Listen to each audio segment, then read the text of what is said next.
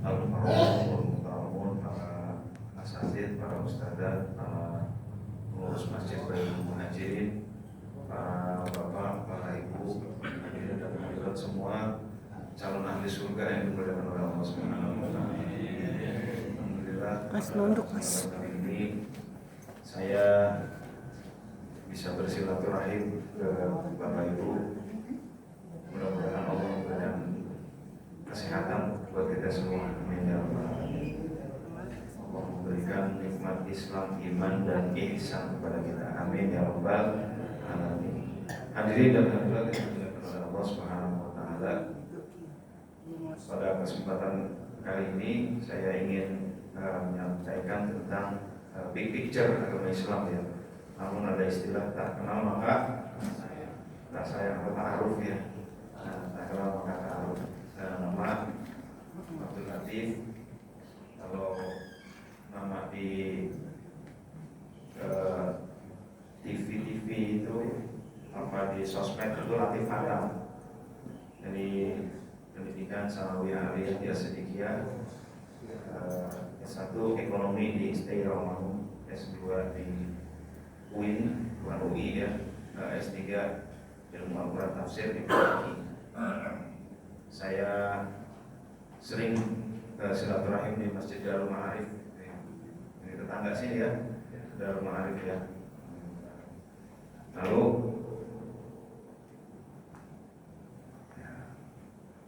tinggal di Bintara, Bekasi dekat. Orang tua saya di Masjid Al-Iman. Apa tuh? Teman malah itu ya. Jadi dekat-dekatan. Lalu di beberapa TV juga nama saya Latif Hatam. Jadi kalau nyari Abdul Latif itu nggak ketemu. Kalau nyari Ustadz Abdul Latif ketemunya Ustadz Abdul Somad sama Ustadz Dasar Latif. Gitu ya.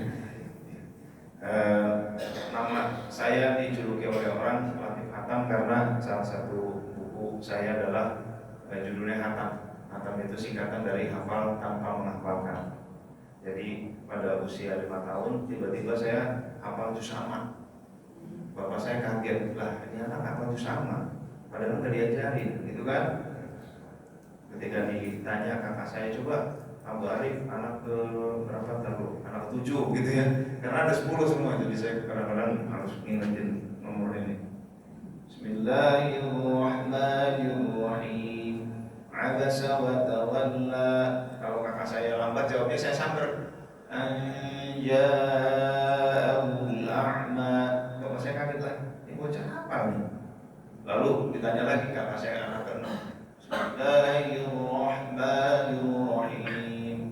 Wan-nazi'ati gharqa. Saya samber lagi.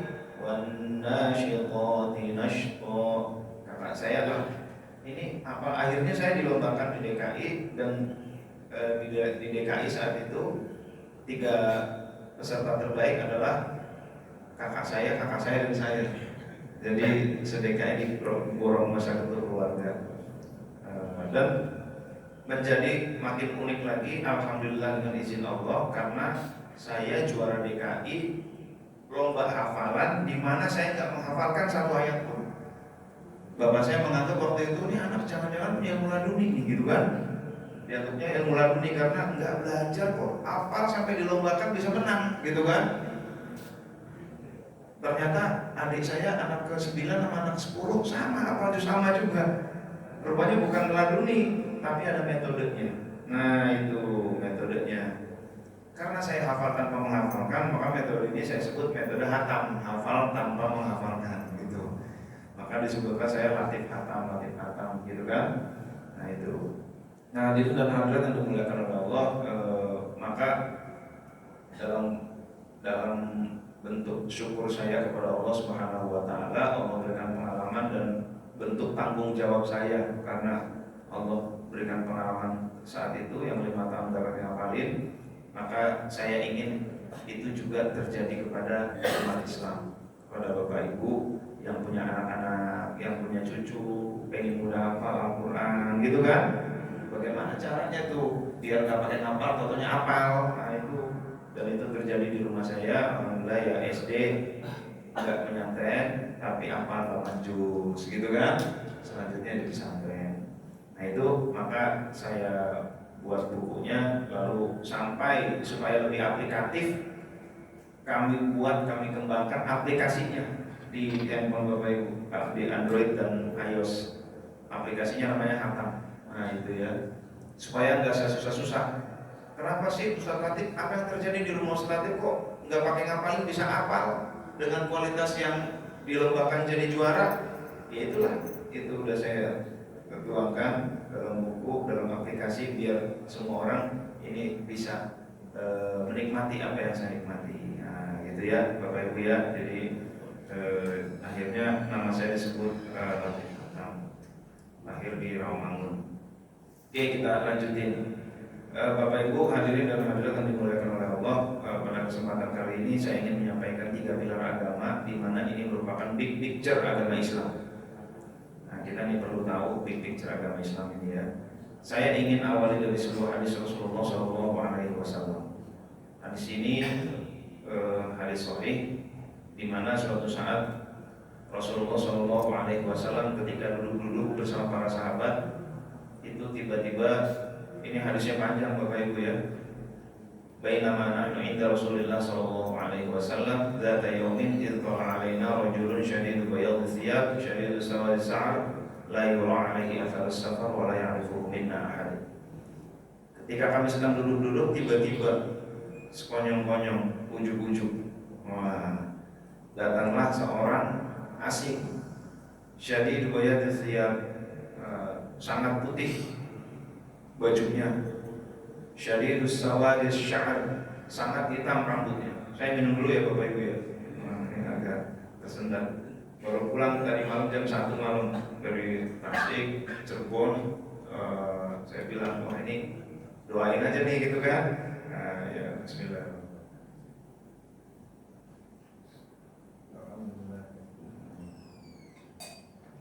Wah ini keren ya, ada bendera Indonesia nih.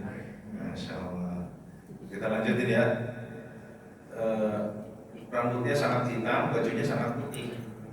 La yura alaihi atharus safar, tidak ada tanda-tanda perjalanan.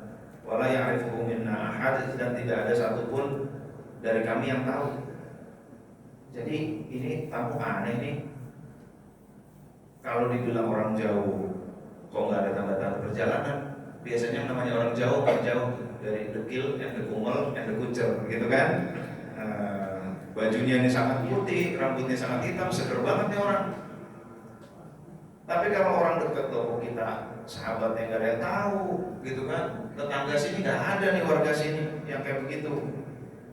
Tsumma jalasa hatta jalasa ila Nabi sallallahu alaihi wasallam fasnada rukbatayhi ila rukbatayhi.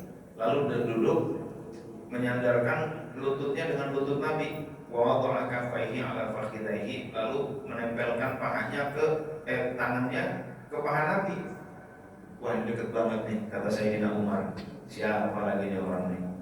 Lalu orang itu bertanya kepada Rasulullah SAW. Meskipun tulisannya kecil, ya saya baca ini ya, ibu-ibu ya. Pertanyaannya adalah, ya Muhammad, akhbirni anil Islam. Wahai Muhammad, wah manggilnya Muhammad nih, bukan ya Rasulullah. Langsung namanya nih. Akhbirni anil Islam, jelaskan padaku tentang Islam, kata tamu tadi. Faqala Rasulullah sallallahu alaihi wasallam, al-Islamu an tasyhada an la ilaha illallah wa anna Muhammadar Rasulullah wa tuqimas shalah wa tu'tiyaz zakah wa tasuma ramadhana wa tahajjal baita in istata'ta ilaihi sabila. Rasul menjelaskan Islam itu, rukun Islam itu 5, sebagaimana kita tahu sampai sekarang ya. Islam itu adalah syahadat, sholat, puasa, zakat, dan juga haji. Nah itu. Setelah dijawab oleh Rasul, lalu tamu tadi berkata, "Shadaqta, engkau benar." Lah, Sayyidina Umar makin bingung. Qala fa'ajibna lahu yas'aluhu wa yusaddiquhu. Kami kaget. Siapa tuh? Dia nanya tapi dia membenarkan. Apa dia lebih tahu dari Rasul gitu kan? Wah ini siapa lagi nih? Makin penasaran Sayyidina Umar nih. Dia bilang shadaqta, engkau benar. Lalu tamu tadi bertanya, "Qala fa'akhbirni 'anil iman." Sekarang jelaskan padaku tentang iman. Rasul menjawab, antu'mina billahi wa malaikatihi wa kutubihi wa rasulihi wal yawmil akhir wa tu'mina bil qadari khairihi wa syarrihi. Engkau beriman kepada Allah, malaikat, kitab, rasul, kiamat, takdir. Nah itu ya, kalau dilakukan iman itu percaya Allah, malaikat, kitab, rasul, kiamat, takdir. Nah kalau lakukan Arab gitu. Kalau sodakta, engkau benar. Wah, nah ini benerin lagi nih si tamu. Tamu tadi belum selesai di situ, nanya pertanyaan ketiga. Pertanyaan ketiga adalah fa akhbirni 'anil ihsan. Jelaskan padaku tentang ihsan. Nah, Rasul menjawab, qala an ta'budallaha ka'annaka tarahu fa in lam takun tarahu fa innahu yaraka. Engkau beribadah kepada Allah seakan-akan engkau melihat Allah. Kalau engkau enggak bisa melihat Allah, sesungguhnya Allah sedang melihatmu. Nah itu. Lagi-lagi tamu tadi berkata, shadaqta, engkau benar. Wah, minum lagi nih.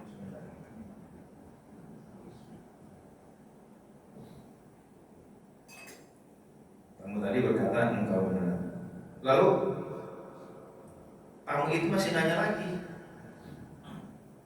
Fa akhbirni 'anis sa'ah, jelaskan padaku tentang kiamat.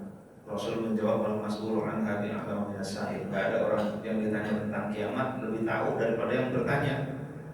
Fa akhbirni 'an amaratiha, kalau gitu jelaskan tentang tanda-tandanya.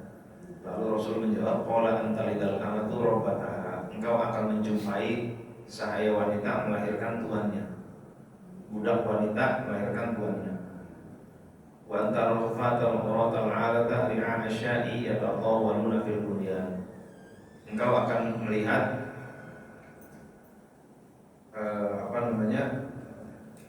orang-orang bertelanjang kaki dan badan, miskin, penggembala kambing, sama-sama bermegah-megahan dalam membangun gedung. Nah itu ya. Nah hadirin dan hadirat yang dimuliakan oleh Allah, ini tanda-tanda kiamat kata Rasul. Nah tanda-tandanya, antal idal amatu rabbataha, akan kau jumpai sahaya wanita melahirkan tuannya, budak wanita melahirkan tuannya. Ada yang mengartikan secara hakiki, ya budak wanita nikah dengan tuannya, lalu ya punya anak, anaknya jadi tuannya. Gitu. Ada yang mengartikan entar kalau zaman wis akhir banyak orang tua seperti budak bagi anak, gitu kan? Kan istilahnya kalau orang tua kaya, anak jadi raja. Kalau anak kaya, orang tua jadi budak, gitu ya. Sekarang mereka belum begitu. Ya udah kayak diperbudak gitu ya. Ya ini berarti zaman wis akhir gitu. Kaum orang-orang yang bertelanjang kaki badan, miskin, penggembala kambing, bermegah-megahan dalam membangun gedung. Kalau kita umroh kadang-kadang dibawa tuh ke tempat unta gitu kan, beli susu unta gitu, beli susu unta, wah lalu jalanlah mereka telanjang badan. Mana susu unta diambil dan cari mana ya bekas air minum dalam kemasan botol gitu ya. Wah ini dikocakin dulu, masukin dan susu unta nih gitu kan. Nah, dulu begitu, nggak tahu sekarang nih umroh nih kayaknya nggak dibolehin lagi begitu ya. Kalau dulu begitu tuh. Nah itu orang-orang Arab tuh begitu tuh banyak tuh. Sekarang gedung-gedung pencakar langit adanya di mana? Nah di Arab ya. Di Dubai, Burj Khalifa, nanti di Saudi bikin lebih tinggi lagi. Walah, itu orang-orang yang biasa penggembala kambing itu sekarang bermegah-megahan dalam membangun gedung tinggi-tinggian nanti di situ. Nah itu. Jadi ini berarti zaman wis akhir. Lalu Bapak Ibu tamu tadi akhirnya udah selesai bertanya, pergi akhirnya dia. Rasul tahu Sayyidina Umar dari tadi penasaran banget nih. Nah, lalu ditanya sama Rasul, ada dari manis sa'il. Wah, ya Umar, ada dari manis sa'il. Wahai Umar, kamu tahu nggak tadi siapa yang nanya? Umar menjawab, Allah wa Rasuluhu a'lam. Allah dan Rasul yang lebih mengetahui. Lalu kata Rasulullah SAW, fa innahu Jibril. Itu Jibril tahu, gitu kan? Atakum yu'allimukum dinakum. Dia datang kepadamu, dia mengajarkan kepada kalian din kalian. Oh, pantesan dekat banget sama Rasul. Pantesan nggak ada tanda-tanda perjalanan. Pantasnya dari kita nggak ada yang kenal malaikat Jibril gitu ya. Dan pantesan juga dia cuma nanya, dia lebih tahu dan dia nanya. Habis nanya, yang jawab Rasul, dia membenarkan. Karena yang bertugas kan Rasul begitu.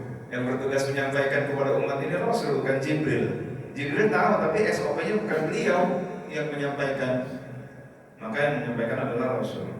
Jibril cuma megang, bisa jadi megang itu transfer of knowledge. Ketika beliau merangkul Rasul, Iqra ya Muhammad, gitu kan? Akhirnya Rasul singkat cerita keluarlah surah Al-Alaq, Iqra bismi rabbikal ladzi khalaq, khalaqal insana min 'alaq, Iqra wa rabbukal akram, alladzi 'allama bil qalam, 'allamal insana ma lam ya'lam. Keluarlah ya. Setelah dipeluk. Jadi salah satu metode pembelajaran itu adalah menyentuh. Itu Jibril memeluk Nabi, keluarlah ayat. Megang paha, keluarlah. Maka kadang-kadang di pesantren itu santri cium tangan, gitu kan?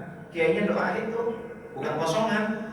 Kalau santri lagi cium tangan tuh bukan kosongan, itu doain. Minimal baca sholawat, ya Allah mudahkan, ya Allah, gitu ya. Bisa jadi setelah itu ada tambahan ilmu atau mudah-mudahan. Nah, Bapak Ibu hadirin dan hadirat yang dimuliakan oleh Allah Subhanahu wa taala, yang ditanya oleh malaikat Jibril itu, ini hadis ini disebut hadis Jibril. Hadis ini juga disebut dengan hadis Ummul Hadis. Kalau Ummul Kitab itu surah Al-Fatihah, ini disebut oleh ulama sebagai Ummul Hadis, induknya hadis, big picture agama Islam, gambar besar agama Islam itu ini. Mau cerita apa ada di hadis ini. Ya, mau sholat, mau puasa, mau zakat, gitu kan? Mau kisah-kisah para nabi itu ada di sini. Tiga hal yang ditanya oleh malaikat Jibril: pertama tentang Islam, yang kedua tentang iman, yang ketiga tentang ihsan. Ini big picture-nya Bapak Ibu. Mau cerita sholat khusyuk ada di sini. Mau cerita kejujuran karena dilihat oleh Allah ada di sini. Mau cerita tanda-tanda kiamat, kitab-kitab, wah ini lengkap ini, big picture-nya ini. Nah itu. Ada lagi pertanyaan yang selanjutnya setelah pertanyaan tentang ihsan, yaitu tentang kiamat. Maka ulama sebagian kecil ulama mengatakan ada 4 kalau gitu pilarnya. Satu lagi adalah kiamat. Kata ulama yang lain kan kiamat sudah ada di rukun iman, berarti pilarnya tetap 3. Tadi hanya memperjelas salah satu butir dari rukun iman gitu. Nah inilah hadirin dan hadirat yang dimuliakan oleh Allah, di picture agama Islam. Lalu karena pilarnya ada 3, maka kita juga perlu melengkapi pilar tersebut.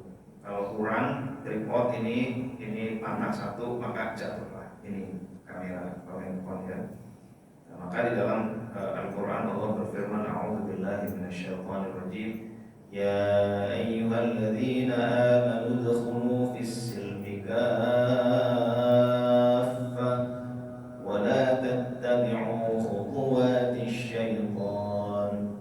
Wahai orang-orang yang beriman, udkhulu, masuklah fis-silmi, dalam Islam, kaffah, secara sempurna. Itu kalau rukunnya enggak lengkap, ini enggak kafah, enggak sempurna. Ada rukun Islam, iman, dan ihsan. Saya mau tanya, dari 3 rukun ini kira-kira tiang yang paling lemah yang mana, yang paling asing kira-kira Bapak Ibu? Islam, iman, apa ihsan? Ihsan. Pejabat baru sambutan, kita bersyukur kepada Allah yang telah memberikan kita nikmat Islam, iman. Habis itu apa lagi? Ihsan disebutin enggak? Enggak. Sehat walafiat. Nah, itu kan. Satu paketnya itu Islam, iman, dan ihsan. Asing, gitu kan? Ibaratnya tiang paling kecil, enggak imbang nih tiangnya nih. Ihsan ini kecil, pilar ihsan ini.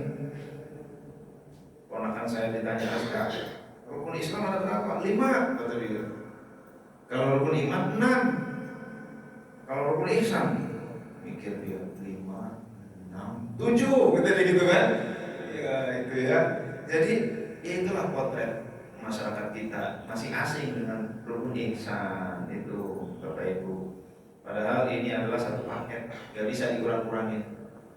Kalau nggak pakai ihsan gimana? Ihsan kan rasa, dalam ibadah rasa dilihat oleh Allah. Kalau nggak pakai ihsan gimana? Ya ibadah ya cuman gitu-gitu aja. Secara fisik aja nggak ada rasa beribadah, itu nggak ada.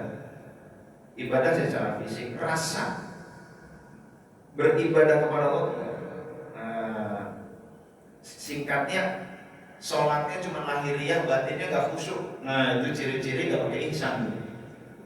Jadi puluhan tahun sholat nggak khusyuk-khusyuk. Nah itu susah banget khusyuk, berarti ihsannya belum.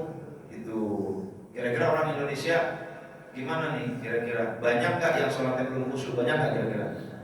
Banyak ya. Nah gua aja dah daripada bonyok gitu kan? Iya. Nah hadirin dan hadirat yang dimuliakan oleh Allah Subhanahu Wa Taala, kalau gitu saya lanjutkan tentang rukun agama ini. Nah, ini kita udah paham bahwa Islam, iman, dan ihsan ini satu paket, nggak boleh kurang. Saya nggak mau Islam, saya maunya iman sama ihsan. Yang penting saya merasa dilihat oleh Allah. Yang penting saya percaya kepada Allah, malaikat, kitab, rasul, kiamat, takdir. Tapi saya nggak mau sholat. Nah ini sing penting eling. Nah ini nggak mau sholat, udah uangnya udah banyak, nggak mau haji. Ya Allah, ini kalau udah punya uang nggak mau haji, kata hadis ini enggak sampai akhir hayat ini nggak bisa berangkat haji. Tuh ya, karena meremehkan. Udah istiqomah, udah mampu tapi nggak berangkat. Tuh ya. Minimal daftar dulu lah, bahwa 30 tahun gitu kan, antrinya gitu kan. Yang penting kita daftar, biar nggak salah. Nah itu.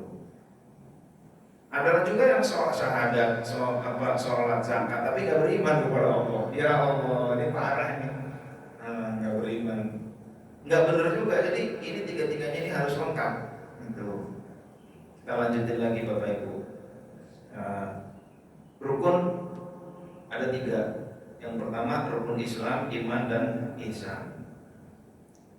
Isinya tadi kurang lebih benang merahnya itu rukun Islam itu isinya adalah ibadah-ibadah lahiriah. Nah itu syahadat, sholat, puasa, zakat, dan juga haji. Nah itu ya. Nah itu ibadah-ibadah yang bersifat lahiriah. Syahadat ya dari sisi lahiriahnya, dari sisi batiniahnya yaitu iman, dari sisi keyakinannya. Maka rukun yang kedua adalah rukun iman. Ini isinya pokok-pokok keyakinan. Iman itu percaya Allah, malaikat, kitab, rasul, kiamat, takdir. Nah itu ya. Nah itu, ini pokok-pokok keyakinan kita. Ihsan itu isinya adalah ibadah batin. Anta'budallah, hendaklah engkau beribadah kepada Allah, ka'annaka tarahu, seakan-akan engkau melihat Allah. Fa in lam takun tarahu, kalau kamu tidak melihat Allah, fa innahu yaraka, sesungguhnya Allah sedang melihatmu. Singkat cerita, dalam ibadah merasa dilihat oleh Allah. Dalam ibadahnya itu khusyuk, ikhlas, dan lain sebagainya tuh. Merasa dilihat oleh Allah, maka itu adalah lebih kepada aspek batin dalam ibadah. Nah, Bapak Ibu hadirin dan hadirat yang dimuliakan oleh Allah, calon ahli surga semua. Amin ya rabbal alamin. Lalu ilmu yang membahas ibadah-ibadah lahiriah apa? Inilah ilmu yang disebut dengan ilmu fikih. Nah ini fikih itu ilmu yang membahas ibadah lahiriah, kurang lebih begitu ya. Nah, singkatnya. Tapi kalau definisinya itu ada lagi lah, macam-macam. Tapi intinya ilmu yang membahas ibadah lahiriah itu ilmu fikih. Maka sedalam-dalamnya belajar fikih, jangan berharap ibadahnya sampai batin, jangan. Karena memang ranahnya ranah fisik. Itu contoh sholat dalam definisi fikih. Dalam definisi fikih itu sholat itu aqwalun wa af'alun, ucapan dan gerakan. Maksusatun khusus, muftatahatun yang diawali, dibuka bitakbir dengan takbir muhtatamatun yang dikhotamkan dan disudahi ditaslim dengan salam. Dalam kitab itu ya, antara lain Fathul Mu'in.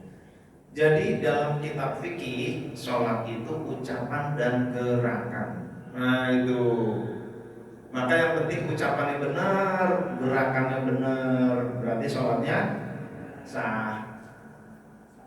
Ada orang sholat, wah ini masjid pinggir jalan nih, sholat maghribnya harus segera, kalau enggak belum isya nih. Dia sholat, Allahu Akbar, pas sholat dia baru ingat, oh iya itu sendal saya kan mahal tuh, gitu kan? Itu belinya di luar negeri itu, ya Allah lupa, ini udah iklan apa belum ya, gitu kan? Nah, itu. Jadi mulutnya bilang mustaqbilal wajah wajhiyal ladzi fatara samawati wal arda hanifan muslima wa ma ana minal musyrikin inna sholati wa nusuki wa mahyaya wa mamati lillahi rabbil alamin la syarika lahu wa bidzalika umirtu wa ana minal muslimin, gitu ya. Wajah tuh aku hadapkan, wajhiyah, wajahku maksudnya adalah hatiku, kesadaranku, lilladzi fatara samawati, kepada pencipta langit dan bumi, gitu kan? Nah itu. Lalu niatnya juga usolli fardhu maghrib di salah raka'atin mustaqbilal kiblati. Menghadap kiblat. Mukanya menghadap kiblat, korbunya menghadap mana dia? Sendal, gitu kan? Menghadap sendal. Lalu bacanya cepet-cepet aja deh. Ghairil maghdubi 'alaihim waladdallin. Amin. Bismillahirrahmanirrahim. Inna a'tainakal kautsar fasholli lirabbika wanhar inna syani'aka huwal abtar. Lalu dia ruku. Ruku. Pas ruku, Allahu Akbar, gitu kan? Pas ruku. Nah, kelihatan dah gitu ya. Ngintip dikit gitu kan? Pas nih pintu nih, pas ngintip dikit, wah alhamdulillah masih ada sendal, gitu ya. Bapak Ibu, saya mau tanya, secara fikih kan sholat itu ucapan dan gerakan. Dia fasih. Gerakannya ngelihat dikit kayak gitu batal nggak kira-kira Bapak Ibu? Nggak batal kan? Berarti sholatnya sah nggak? Sholatnya sah. Tapi khusyuk nggak? Nggak khusyuk. Nah ini dia. Nah itu, jadi itulah yang namanya fikih ya, begitu itu. Fikih ya cerita lahiriah. Jangan berharap khusyuk. Belajar fikih itu jangan berharap khusyuk. Tapi ya kalau nggak dipelajari fikih ya ibadahnya rusak, pada nggak sah, gitu kan? Muftatahatun bin takbir, muftatamatun bin taslim. Diawali takbir, diakhiri salam. Sebelum takbir namanya bukan sholat. Itu. Setelah salam namanya udah bukan sholat lagi. Bagaimana dengan usolli? Nah, tergantung usolinya sebelum takbir apa setelah takbir, gitu kan? Ini definisi fikih. Nah, kalau kita tahu definisinya, jadi kita bisa menyikapi lah. Oh, itu kan sebelum takbir. Oh, kalau sebelum takbir sih ya silakan aja, gitu kan? Mau ngobrol, jungkir balik, gitu kan? Yang penting sebelum takbir, gitu. Nah, jadi kita bisa jelas. Ada di zaman Syekhuna Khalil itu guru bangsa ya. Beliau murid-muridnya ya banyak lah. Ada 10 orang berangkat dari Jawa Barat ke Madura. Lalu di tengah jalan di Alas Roban 10 orang itu sholat maghrib di sebuah kampung. Ketika sholat maghrib yang imam kakek-kakek baca. Sebelum sholat itu baca sholli fardhu maghribi salat raka'atin mustaqbilal kiblati entok wedus sapi mlebu kabeh, gitu kan? Allahu Akbar. Akhirnya dari 10 orang itu 9 orang mufarokoh. Ngawur nih, gitu kan? Dari kita mana nih si kakek nih entok wedus sapi mlebu kabeh, gitu kan? Allahu Akbar. Akhirnya 9 orang mufarokoh, satu ikut tetap berjamaah. Nah, lalu mereka melanjutkan menuju ke Syekhuna Khalil. Nah, Syekhuna Khalil. Beliau gurunya Ki Hasyim Asy'ari, gurunya Ki Ahmad Dahlan gitu kan. Gurunya pesantren besar di Indonesia itu Syekhuna Khalil. Lalu ketika sampai di sana belum sempat belajar, kata Syekhuna Khalil, ini dari 10 orang ini 9 gagal, kata beliau. Yang lulus cuma 1, Abdullah Mubarak ini. Yang lulus cuma 1, kata Syekhuna Khalil ini. Mereka saling bertanya-tanya, saling tengok-tengokan, gitu kan? Kok kita gagal ya? Padahal belum belajar. Kalau dibilang gagal, kalau bahasa Arabnya amma ya bahasa, mereka saling bertanya tuh, kok bisa gagal padahal belum belajar? Ya, tapi namanya juga Syekhuna Khalil, sering mendapatkan ilmu dari Allah, sering mendapatkan informasi dari Allah. Namanya laduni, ya. Lalu mereka tengok-tengokan, oh iya, ternyata setelah diselidiki gitu ya. Nah ini saya minum dulu deh.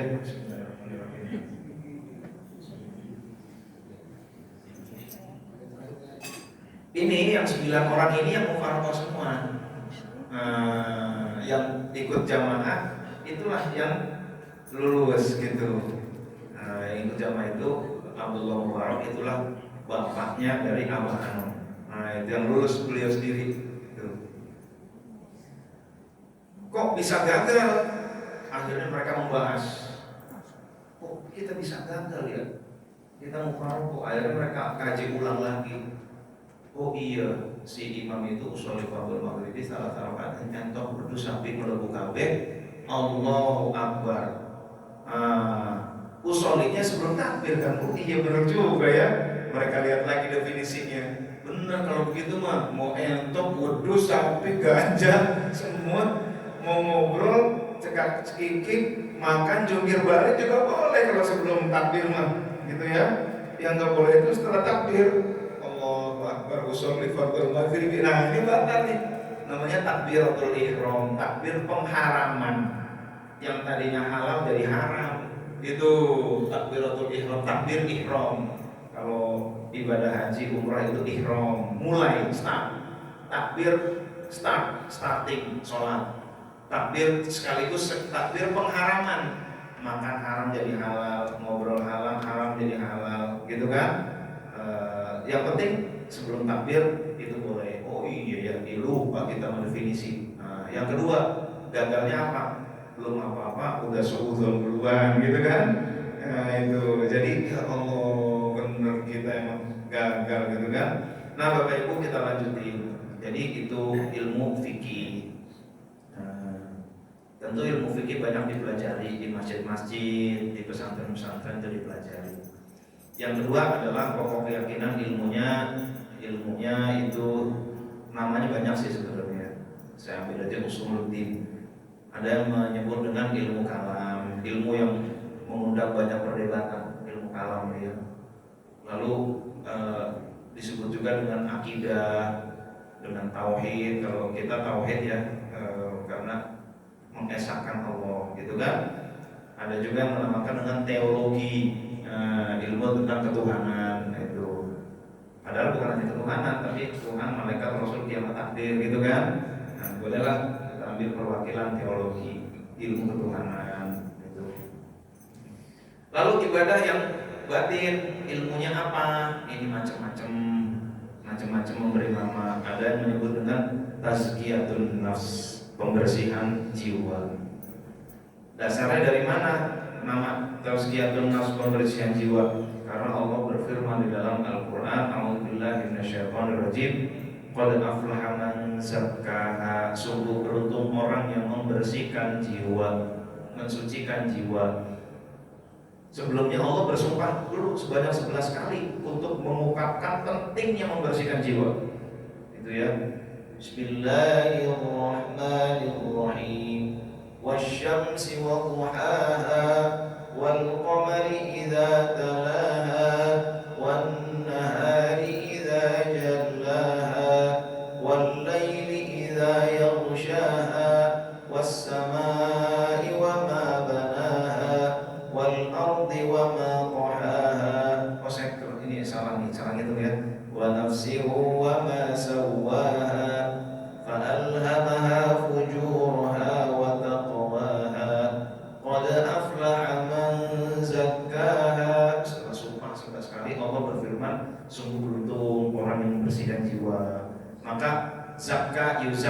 berarti tazkiyah masdarnya.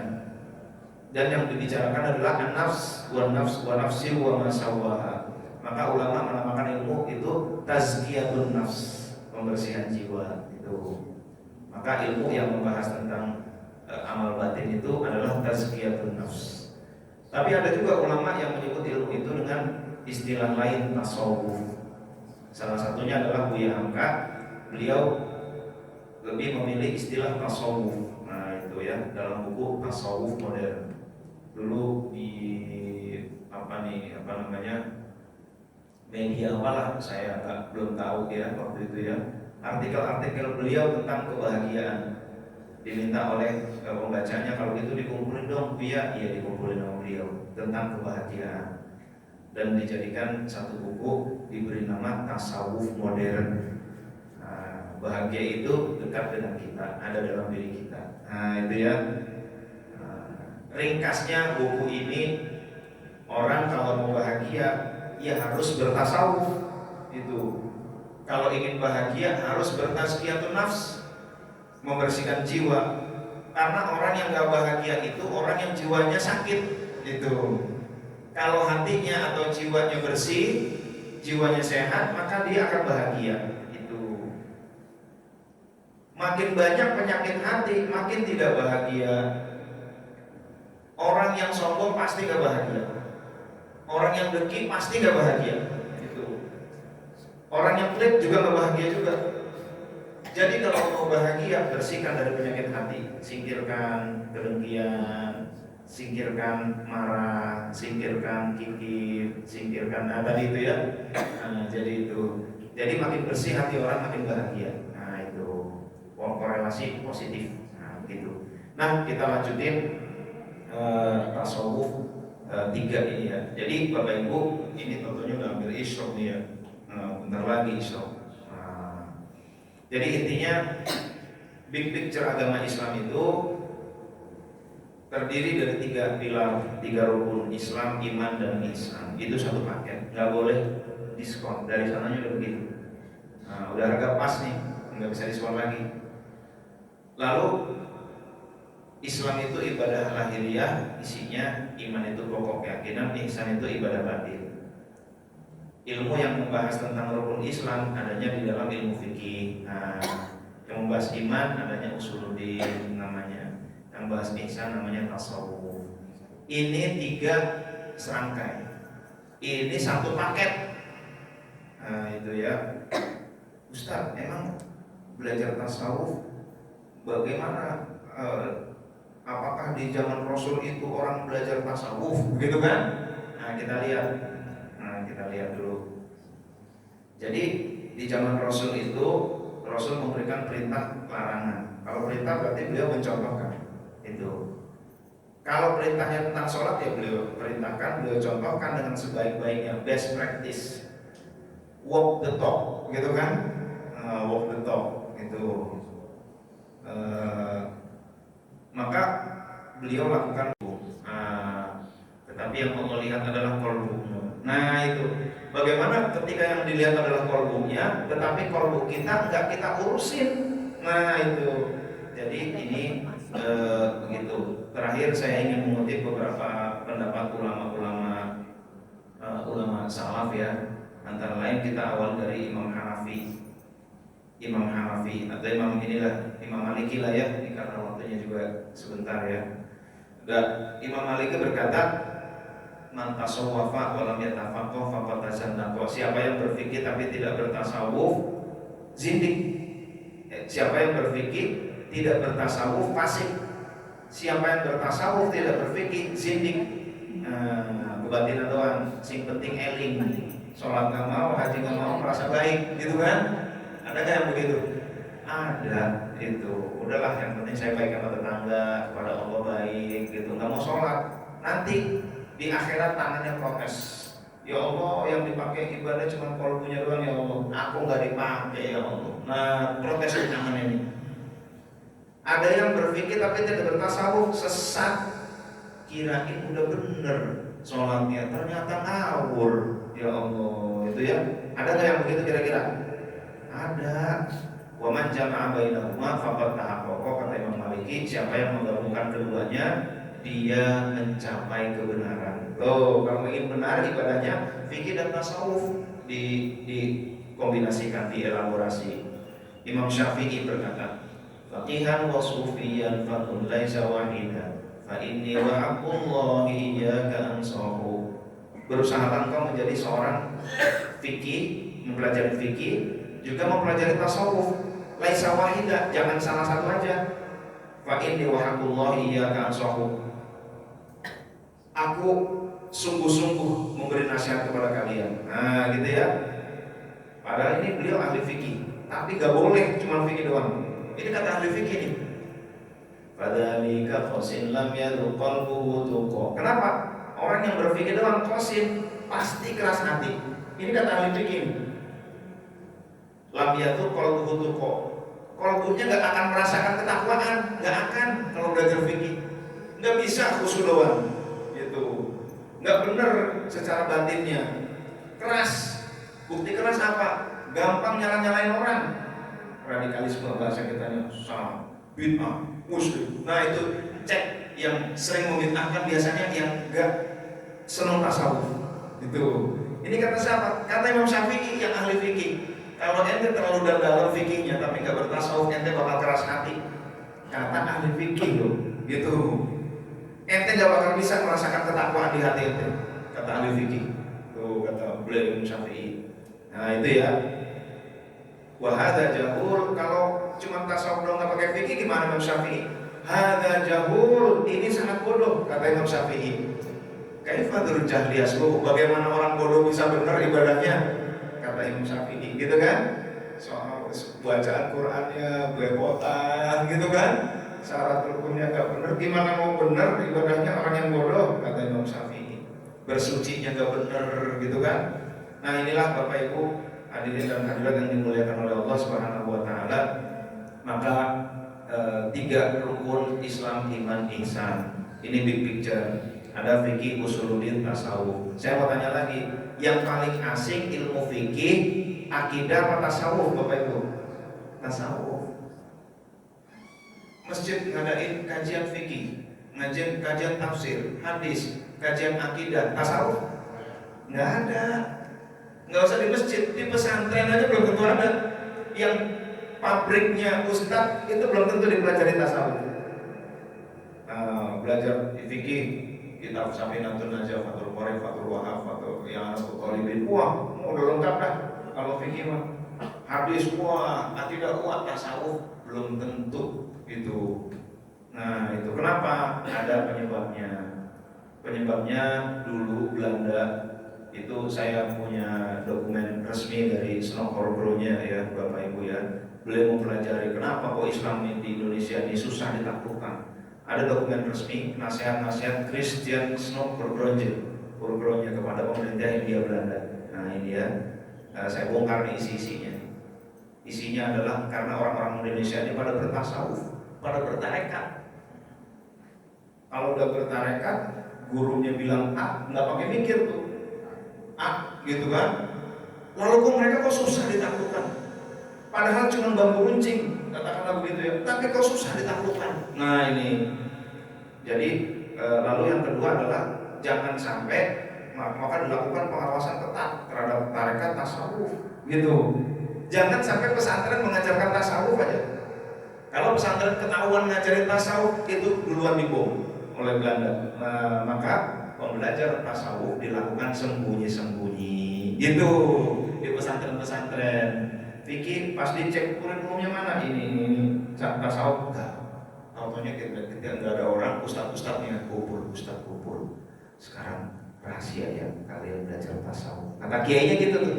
Nah itu cek deh santri-santri. Kurikulumnya tasawuf enggak lengkap enggak? Paling Ramadan dibacanya secara pasaran sambil ngatur-ngatur ke santri gitu ya, dibacain itu tasawuf, kitab tasawuf, tapi nggak mendalam. Nah itu nggak mendalam mesti gitu ya. Nah itu. Nah yang kedua, kenapa Indonesia ini supaya kita awet, kata Snokor-nya ngirim risetnya itu dan ini terbitkan dalam rangka ilmiah ya. supaya kita bisa terus menguasai Indonesia. Yang keduanya, karena itu yang pertama Syekh Yusuf Al-Maqassari itu beliau seorang mursyid. Beliau perjuangan di Makassar lalu pindah ke Banten, bekerja sama dengan Sultan Hasanuddin, pemberontakan besar-besaran. Lalu beliau, wah ini dia nih Syekh Yusuf Al-Maqassari, bekerja sama dengan Banten. Lalu diusir lah sampai ke Afrika Selatan, di sana menyebarkan agama Islam di Afrika Selatan. Komunitasnya jadi komunitas Muslim. Akhirnya jadi pahlawan nasional Afrika dan Indonesia. Jadi dua negara itu.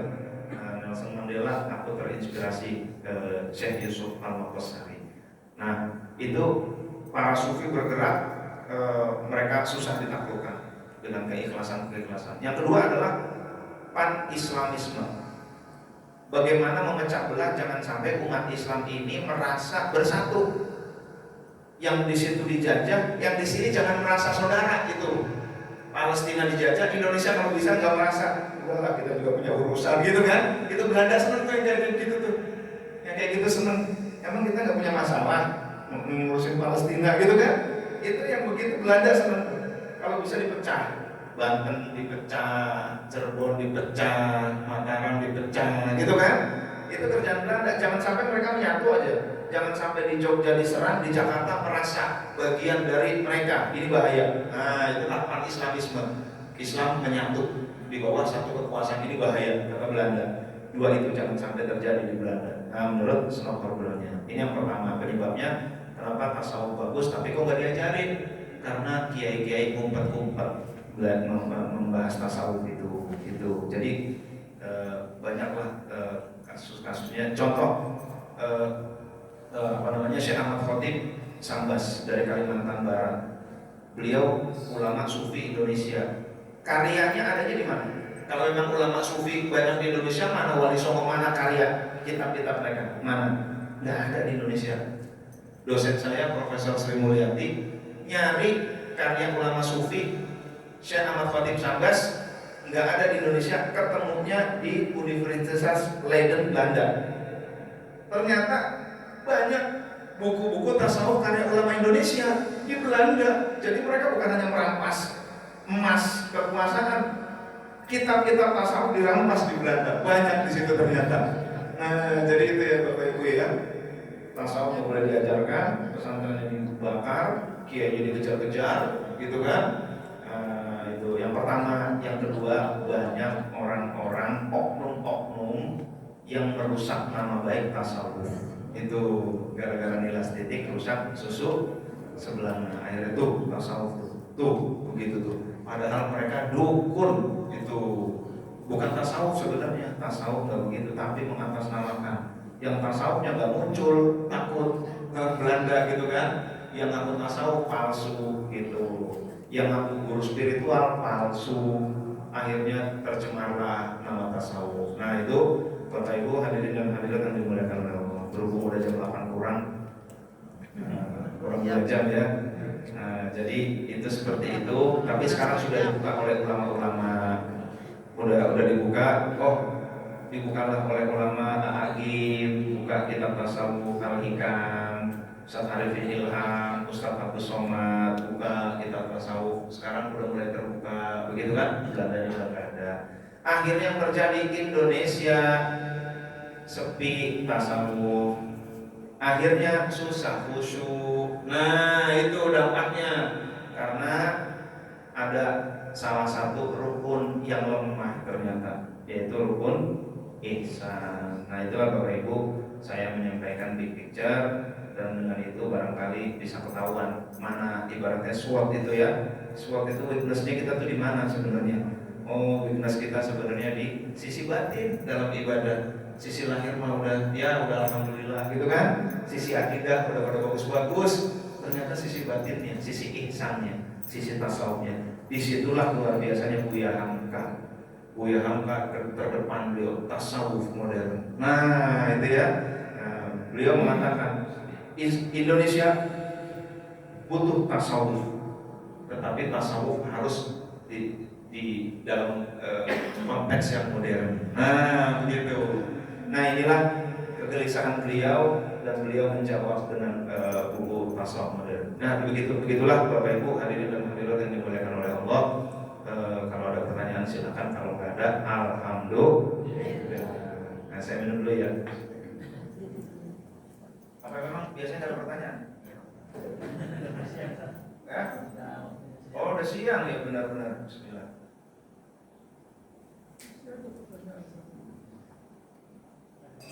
Ya. Oh.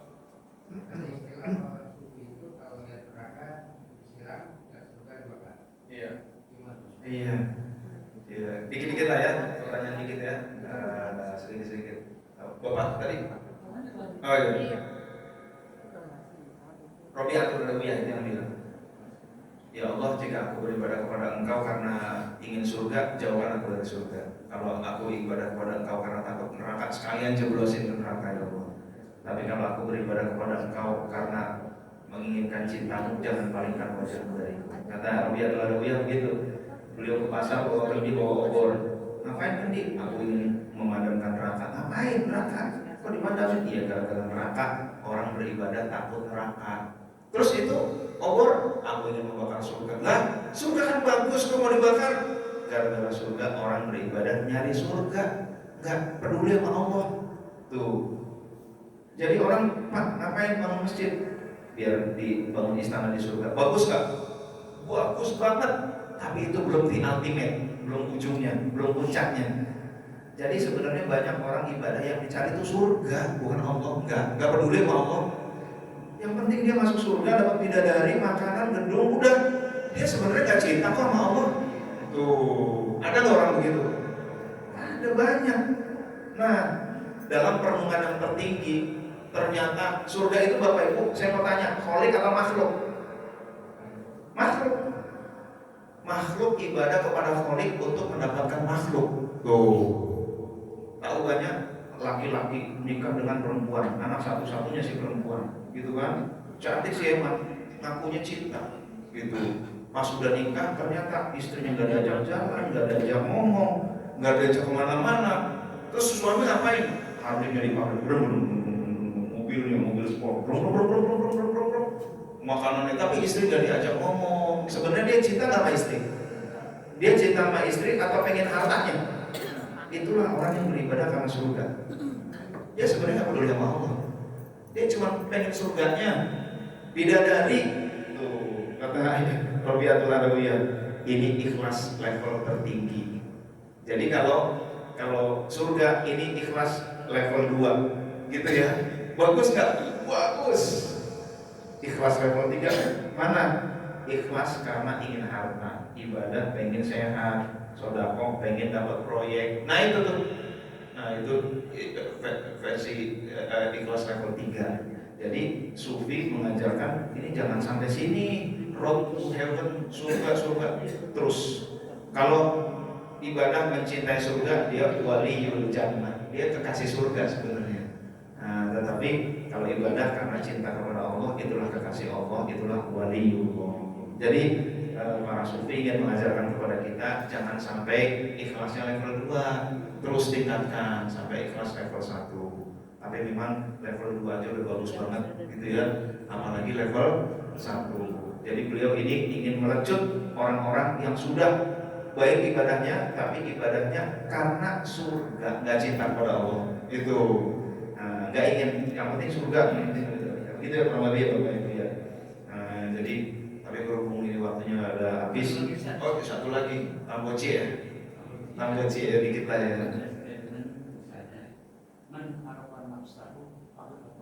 Ini bukan hadis, bukan. Itu kata-kata Ibnu Arabi. Ibnu Arabi berkata, man arafa nafsahu faqad arafa rabbahu. Siapa yang mengenal dirinya, dia mengenal Tuhannya. Nah, penjelasannya panjang tentunya ya. Termasuk orang dalam mendekatkan diri kepada Allah, mencapai makrifat itu, kenali dulu dirinya. Dia itu siapa? Gitu. Ada orang kaya, jabatannya tinggi, ternyata ibadahnya luar biasanya apa? Puasanya tiap hari. Hartanya gak dipakai buat mendekatkan diri kepada Allah, jabatannya gak dipakai, ini namanya gak mengenal diri, gitu. Nah ente kan pejabat, Kok ibadahnya pengen kayak yang itu, yang udah pensiunan, yang udah nggak punya. Robiatul Adawiyah itu Bapak Ibu, sholat sunahnya sehari itu nggak banyak-banyak sih, cuma 1000 rakaat tiap hari. Aku ingin menjadi Robiatul Adawiyah. Seorang ibu berkata gitu. Ternyata ibu itu anaknya 10. Yang satu ingusan, yang satu belum mandi, yang satu nyari baju, yang satu berantem gitu kan, yang satu lapar, yang satu nangis pengen jajan, yang satu ya Allah minta dibikinin apa, ya Allah. Robiatul Adawiyah Bapak Ibu itu nggak punya suami, habis nikah terus dia nggak nikah lagi, dia nggak punya pekerjaan, nggak kerja kepada siapapun, orang free. Anak nggak punya, ikatan pekerjaan nggak punya, 1000 rakaat. Besok pagi mau ngantuk silakan. Lah ibu-ibu, anak 10, suami mau berangkat kerja, gitu ya. Nah ini namanya man arafa nafsahu faqad arafa rabbahu. Sholatnya 1000 rakaat. Besok suaminya mau berangkat kerja, kopi. Aku ngantuk semalam 1000 rakaat ya. Ini namanya nggak tahu diri. Anak-anaknya minta diopein, ini nangis. Aduh, kalian udah serah. Aku ingin jadi Robiatul Adawiyah. Aku 1000 rakaat. Ini namanya nggak tahu diri. Jadi dalam mendekatkan diri kepada Allah, kita perlu tahu diri kita ini siapa, apa yang Allah titipkan kepada kita. Nah itu salah satu renungan dari Man arafa nafsahu faqad arafa rabbahu, kata-kata Ibnu Arabi, bukan sebuah hadis, tapi kata-kata itu sangat benar.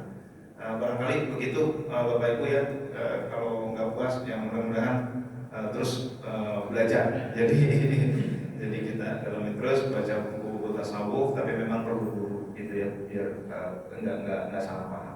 Dari saya begitu dulu, silaturahim sementara. Mudah-mudahan Allah berikan, takdirkan suatu saat kita bisa berjumpa lagi, bisa saling memberikan manfaat. Amin ya rabbal alamin. Kurang lebihnya mohon maaf. Terima kasih. Wabillahi taufiq wal hidayah. Wassalamualaikum warahmatullahi wabarakatuh.